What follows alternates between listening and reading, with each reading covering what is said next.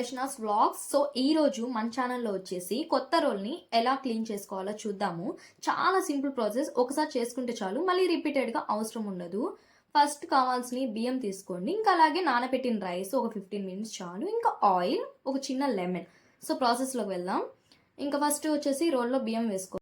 మామూలుగా పొడి బియ్యం ఉన్నాయి కదా, సో అవి రోల్లో వేసేసి బాగా మెత్తగా దంచుకోవాలన్నమాట.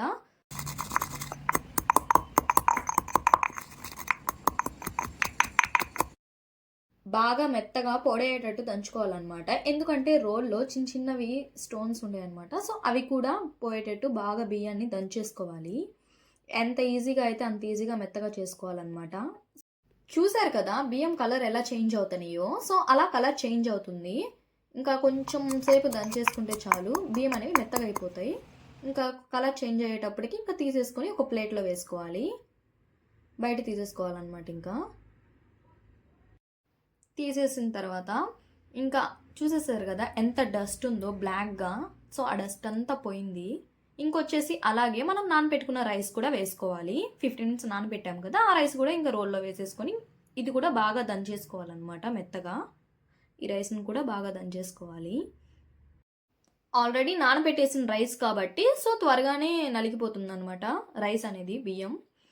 ఇంకా వచ్చేసి బాగా దంచేసిన అదే రైస్తో ఇప్పుడు మనం రోల్ మొత్తాన్ని క్లీన్ చేసుకోవాలి అలా. ఎందుకంటే రోల్ మొత్తం కూడా డస్ట్ పట్టుంది కదా, సో పోతుంది అనమాట. అది కూడా సిమెంట్నెస్ మొత్తం పోతుంది.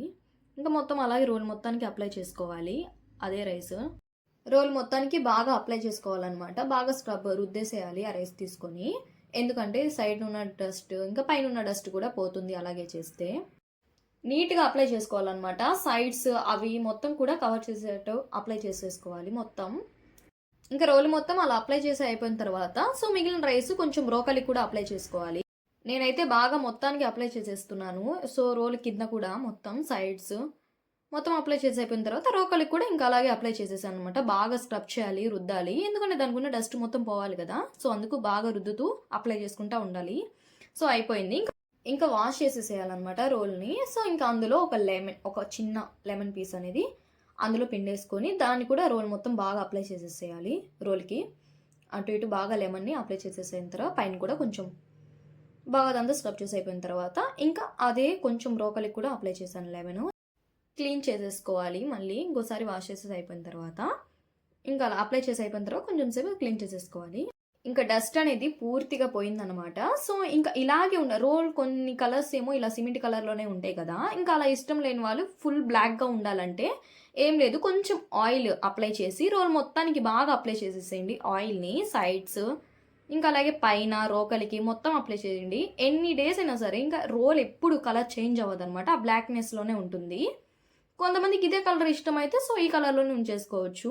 బ్లాక్ రోల్ చూడటానికి కొంచెం బాగానే ఉంటుంది కదా, సో అందుకని రోల్ బ్లాక్గా ఉండాలంటే కొంచెం ఆయిల్ అప్లై చేసుకొని ఒక 2 days or overnight 1 day ఎండలో ఎండపెట్టేస్తే సో ఆ కలర్ అనేది ఎప్పటికి అలాగే ఉంటుందన్నమాట బ్లాక్గా రోల్. నేనైతే రోల్ మొత్తానికి నీట్గా అప్లై చేసేసాను మొత్తం. సో ఇంకా రోకలికి కూడా అప్లై చేస్తున్నాను చూడండి. రోకలికి కూడా నీట్గా అటు ఇటు బాగా అప్లై చేసుకోవాలి. ఇంకా అలాగే 2 డేస్ చెప్పాను కదా. రోల్ చూసారా ఆయిల్ అప్లై చేసిన తర్వాత బ్లాక్ కలర్లోకి ఎలా చేంజ్ అయిపోయిందో. సో బ్లాక్ కలర్లో ఉంటే రోల్ చాలా బాగుంది చూడటానికి కూడా.